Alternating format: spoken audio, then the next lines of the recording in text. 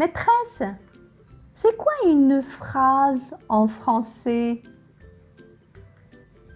Pour t'expliquer, je vais te proposer les exemples suivants. Naïma met ses vêtements. Elle peigne ses cheveux. La maman chauffe le lait. Naïma pose le beurre sur la table.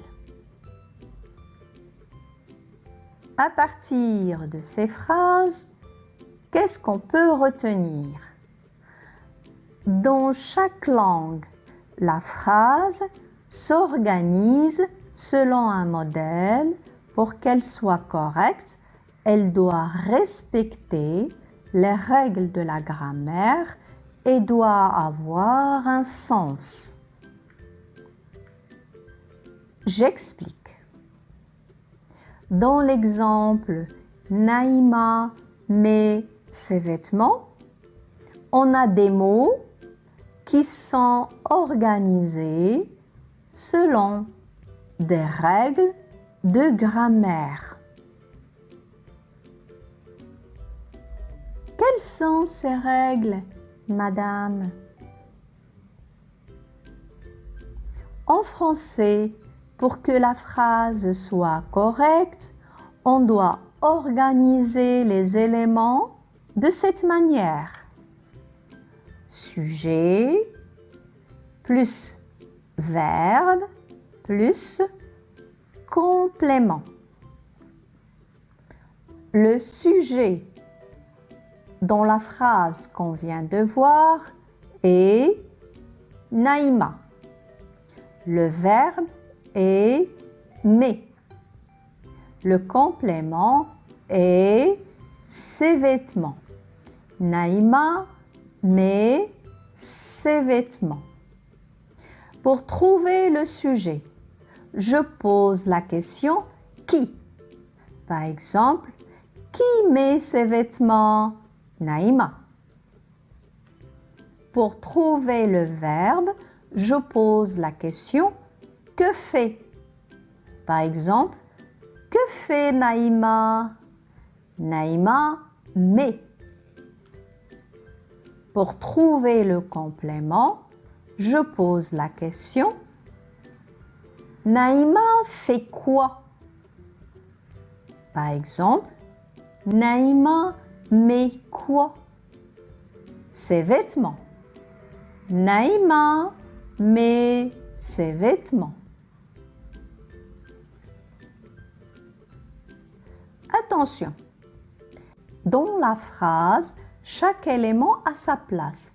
Si vous changez par exemple la place du sujet, votre phrase sera incorrecte.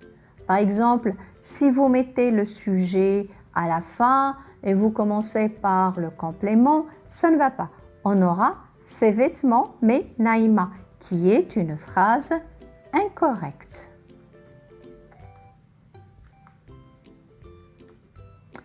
Un rappel aussi important. Vous ne pouvez pas apprendre une langue en traduisant dans votre langue maternelle. Oui, c'est vrai. Pour apprendre le français, moi, je le traduis en arabe. Oh, non.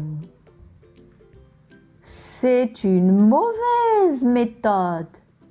Peut-être en traduisant, vous allez comprendre ce qui est dit, mais vous ne pourrez jamais apprendre à communiquer ou à parler cette langue. Et pourquoi il ne faut pas apprendre une langue en la traduisant?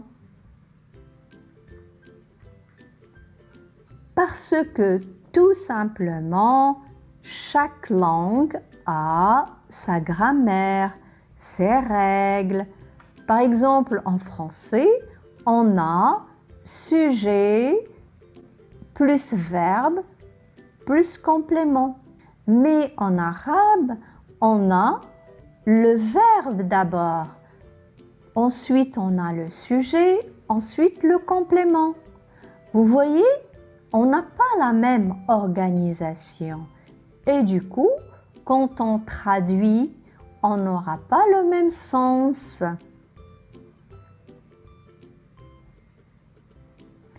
En parlant du sens, je rappelle aussi que votre phrase organisée grammaticalement doit aussi avoir un sens en français.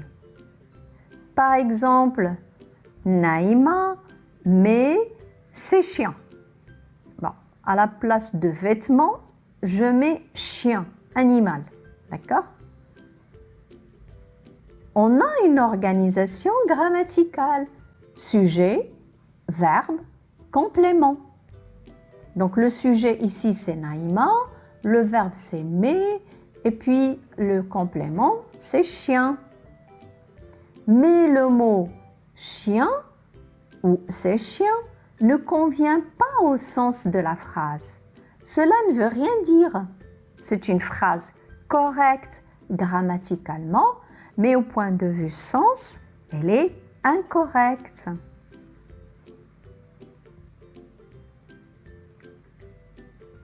En conclusion, on peut dire qu'une phrase correcte en français est une phrase organisée selon les règles de la grammaire du français et qui a un sens. Maintenant, à votre tour, remplissez le tableau suivant à l'aide des phrases que je vais vous proposer. Trouvez le sujet, trouvez le verbe, trouvez le complément. Première phrase. Elle peigne ses cheveux. La maman chauffe le lait. Naïma pose le beurre. Voici le tableau. Quel est le sujet de la première phrase? D'accord. Et quel est le verbe? Ouais. Et quel est le complément? Ok. Quel est le sujet de la deuxième phrase? Quel est le verbe? Quel est le complément?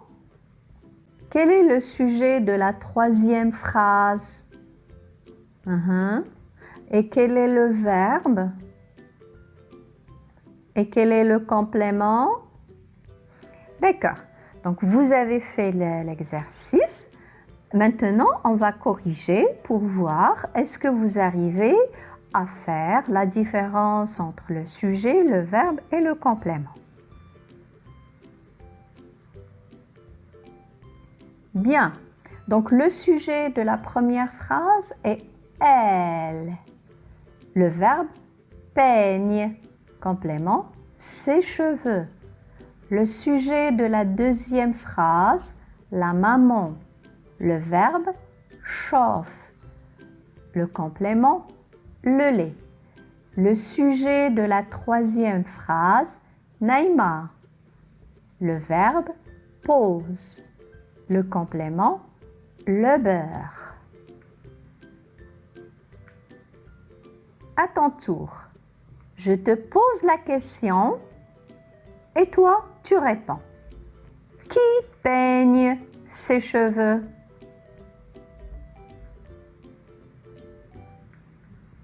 Que fait-elle?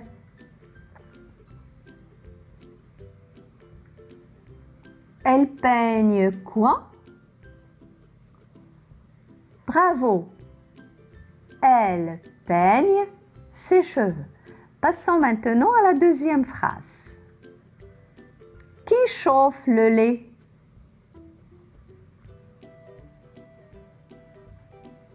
Que fait la maman?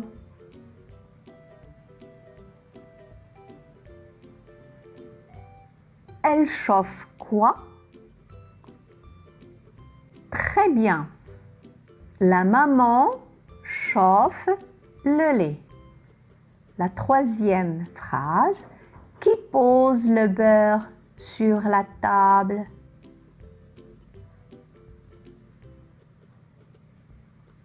Que fait Naïma?